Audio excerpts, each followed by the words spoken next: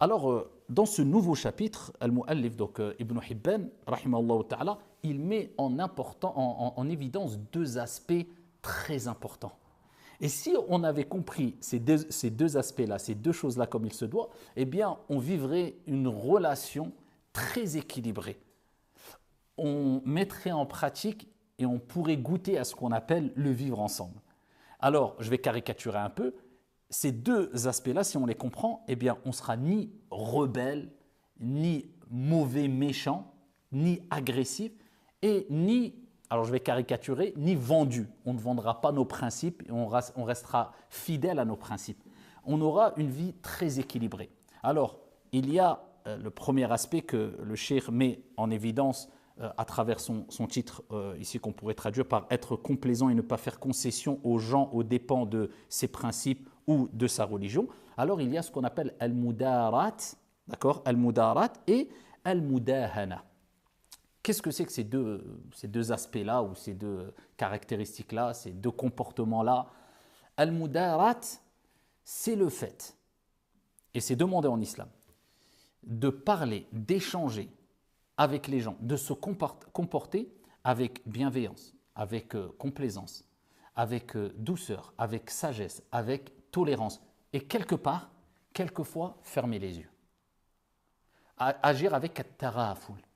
Puisque de toute manière, si tu ne fermes pas les yeux quant aux défauts que les gens peuvent avoir, eh bien tu resteras seul. Et même toi, tu ne te supporteras pas puisque toi-même, tu es rempli de défauts. Donc, c'est-à-dire que tu vas passer, d'accord, outre, tu vas ne pas prêter attention à certaines choses.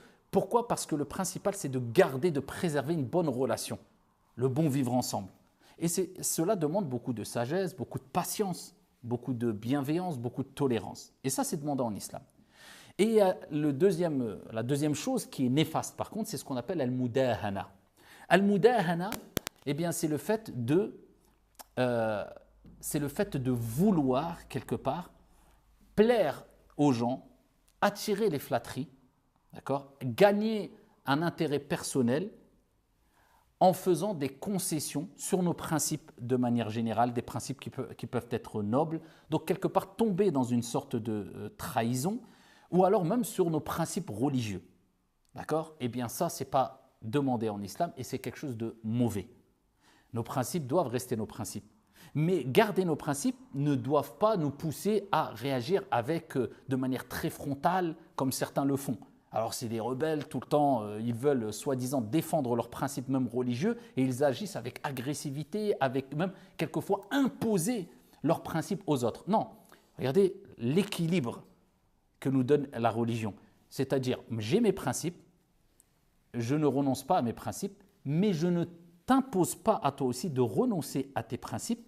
Et pour pouvoir mettre en application ce respect mutuel, eh bien, j'agis avec bienveillance, avec un bon comportement, avec tolérance. Et bien sûr qu'on peut rentrer dans les détails, dans le fait de délaisser des principes religieux ou alors des choses qui font partie de la religion. Il y a des exceptions. Par exemple, quand on ne parle pas de principes fondamentaux dans la religion, comme par exemple des sunan, des choses qui sont recommandées. Vous savez que quelquefois, on doit les délaisser. Donc, c'est pour ça que je ne rentre pas dans les détails. Exemple, il y a une règle qui dit si tu appliques une sunna, une chose qui n'est pas obligatoire, mais tu sais qu'en appliquant cette sunna, eh bien, ça va provoquer quelque chose de mal ou de grave. Eh bien, le fait de délaisser la sunna, qui n'est pas obligatoire, c'est préférable. Vous voyez, est-ce que j'ai fait des concessions quelque part ou une concession ici? Est-ce que j'ai délaissé un principe religieux? Oui, enfin un principe, quelque chose qui fait partie de la religion, mais c'est pour éviter un plus grand mal et sachant que ça, ce n'est pas une chose obligatoire. Vous voyez, par exemple, je suis à la Mecque, je veux toucher la pierre noire. Est-ce que c'est une sunna? Bien sûr, c'est une sunna. Ok?